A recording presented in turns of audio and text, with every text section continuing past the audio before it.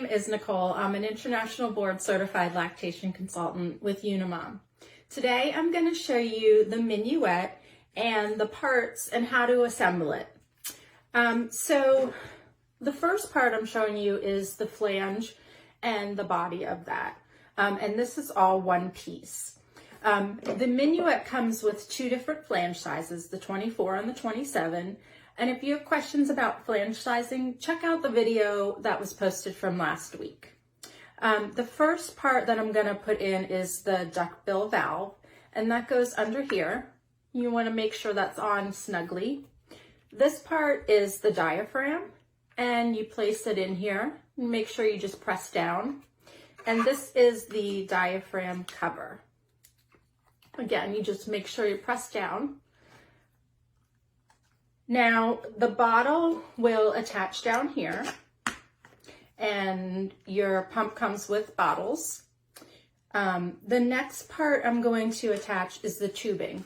So one end goes into the diaphragm cover like that, and the other part is going to go into the pump. But first you need to put in this little piece here.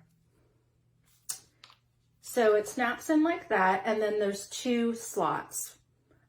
You can use this pump to double pump, or you can just pump on one side. So if you're gonna pump on one side, make sure to put this little cap into one of the holes. So I'm gonna just attach this on here, and you just slide it on like that. And then it will come with your adapter and your power cord.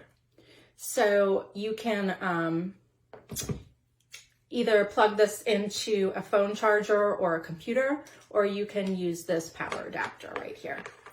The pump also comes with these silicone massager inserts, which you can try out. They are optional, but you just put them in the flange like that. And then it also comes with some bottle stands, which are nice so you don't spill your bottle. If you have any questions about putting your pump together, please let us know below. And I hope this video is helpful. Thank you.